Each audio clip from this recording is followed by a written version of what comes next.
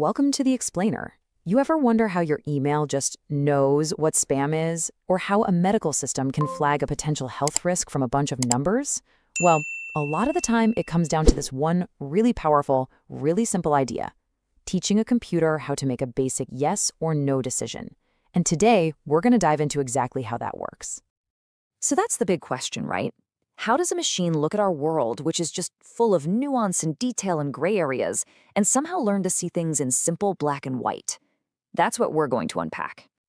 All right, first up, let's talk about the main problem we're trying to solve. You see, a lot of the most powerful algorithms we use today, they have what you could call a language barrier.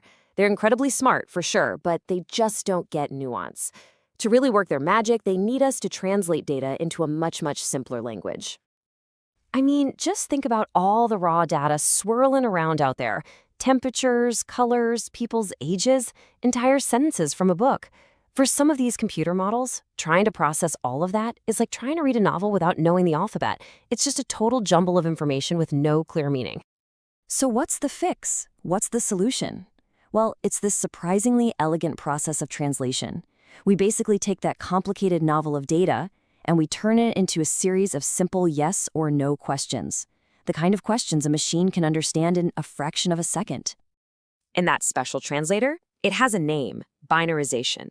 It's just the process of converting all that messy, real-world data into just two categories, 0 and 1. That's it.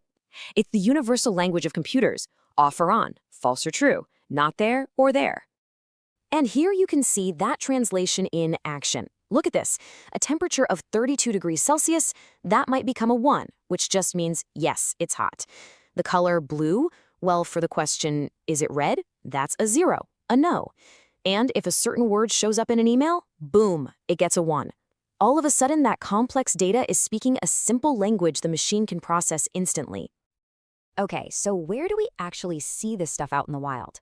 Let's take a quick look at how this simple idea is powering some of the tech we use every single day. For numbers, it's all about setting a threshold. It's super straightforward. You start with a value, let's say an age of 42. Then you decide on a threshold. We'll use 30 here. You ask the question, is 42 greater than 30? Yes, it is. So the output is 1. Simple as that. But choosing where you set that threshold, well, that's where things get really interesting. But what about data that isn't a number, like a color? For that, we use this really clever trick called one-hot encoding. Instead of having one column for color, we actually create a brand new column for each possible color. So if an object is red, the isRed column gets a 1, and all the other color columns get a big fat 0. It's a really slick way to turn categories into simple yes or no questions.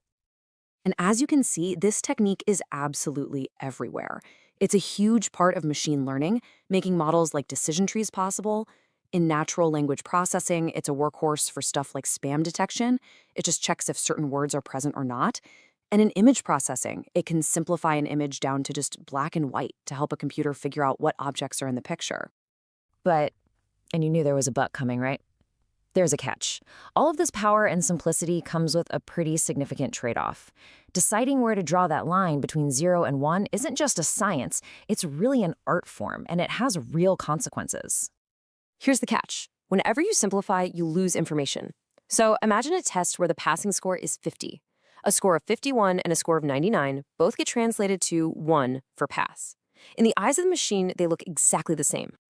Just think about that for a second. What important detail did we just throw away in that translation? We lost all the nuance. We lost the massive difference between the person who barely scraped by and the person who absolutely aced the test.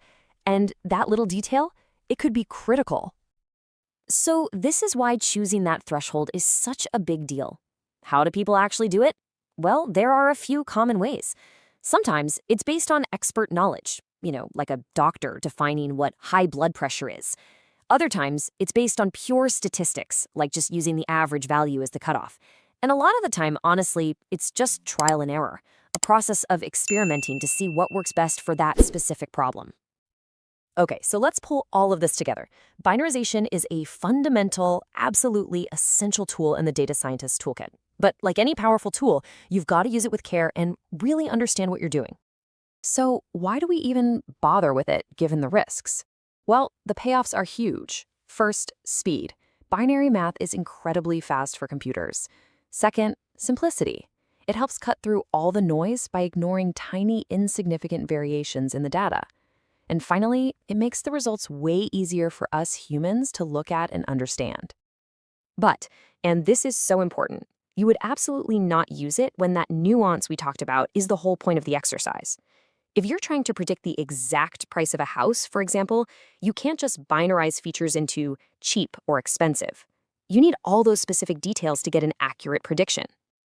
And this quote right here, it really just nails the whole idea.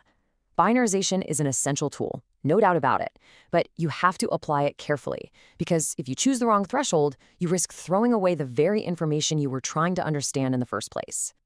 Which kind of leaves us with this final thought to chew on. In our world today, where we're basically drowning in data, is the real challenge finding more information? Or is it actually about getting better at simplifying it, at finding that perfect line between all the noise and the real meaning?